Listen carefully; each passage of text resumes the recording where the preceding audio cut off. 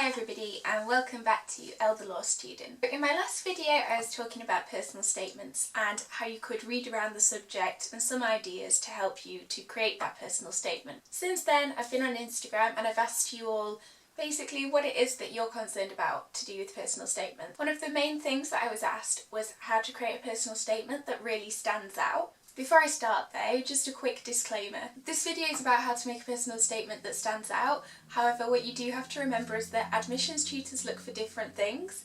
I am not an admissions tutor, but what I am is somebody who's done a lot of work with admissions tutors. I've also done a lot of work with Unique to do with personal statements, so I have sort of a marking guide. And finally, I wrote a personal statement myself and I got 5 offers from Russell Group universities.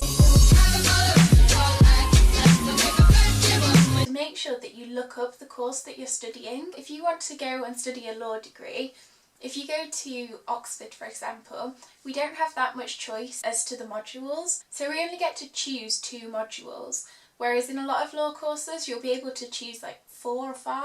Writing about how you can't wait to choose all the modules and that sort of thing, that's not going to reflect very well in your personal statement necessarily, because it shows that you've not really understood what that course is about. I know a lot of people do psychology degrees, and from what I've gathered from them, some psychology degrees are very much like sociology, societal based, and then other ones are very much science based, all about neurology and that sort of thing.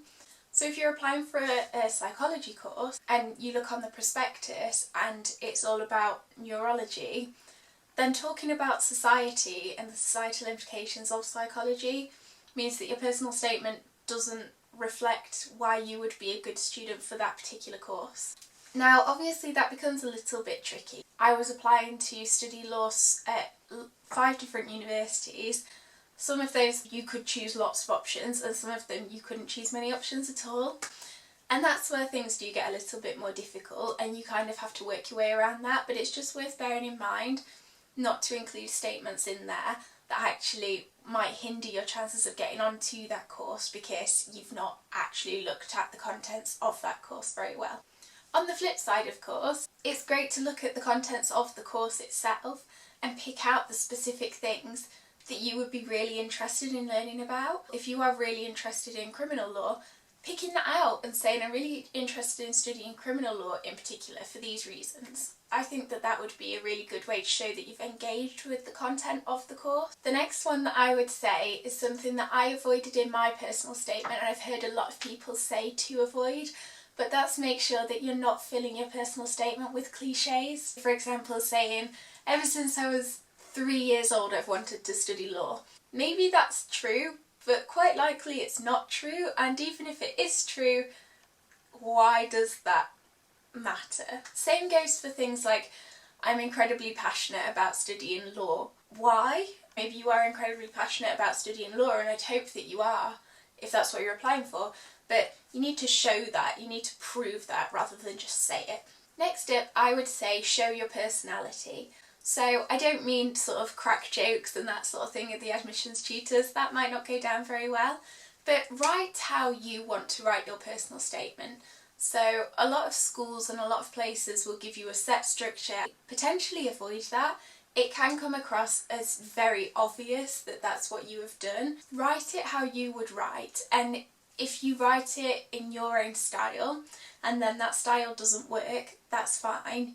You can go back and edit it, but I just think personally that it's better to do it your way rather than a set structure. The next thing is something that I probably won't talk too much about, but making sure that you have a good balance of things in there, so as in academic and extracurricular. Oxford in particular recommend 80% academic, and that includes all of your sort of super curricular stuff, so any relevant work experience, any books you've read, that sort of thing. It doesn't just have to be about what you've studied at school, and actually it's probably quite detrimental if you just talk about what you studied at school because you were forced to study that. Following on from that, be honest. I've said this before and I'll say it again, just do not pretend that you've read a book when you've actually read the first page of it and it's been sat on your shelf ever since.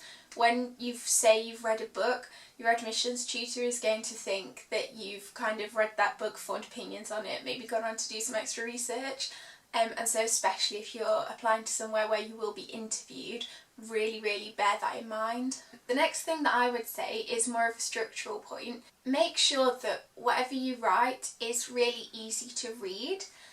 You're using shorter sentences, you're using paragraphs, that sort of thing. At the end of the day, what you've got to remember is that these people are reading hundreds, if not thousands, of personal statements. And if you make yours easy to read and easy to follow, then that puts you in a much better position. In addition to that, something that I found really useful, both from structural point of view and from a word count point of view, was to make sure that I was writing in the active voice rather than the passive voice. So for example, something in the passive voice would be the dog was bitten by the snake, and in the active voice that would be the snake bit the dog. If that makes sense. And that can just help you with your word count, can make your sentences shorter and therefore easier to follow. And last but not least, I would say all the way through, focus on the question, why should they pick you? Out of everybody else who's applied for this course, why are you the best fit? That can be quite difficult, especially if you are quite modest, and it can be really difficult to put yourself out there and say, I'm better than everybody else. But this is the time to do it. This is not the time to be shy. This is the time where you say, okay, well, I would be perfect for this course because I've done this to show that I want to study it. I'm really looking forward to studying this aspect. I have this skill that would make me the best student you've ever had. As I said, you need to prove things, you need to show things, and you can't just say, I'm interested in this course, please let me on, maybe I might be an alright student. So I hope that's been helpful. I will be doing some more personal statement videos. If you do have any suggestions, please let me know, because I want this to be a really helpful tool. And I can only make it that if I get some feedback from you guys. So thank you so much for watching. I will see you soon with some more personal statement content.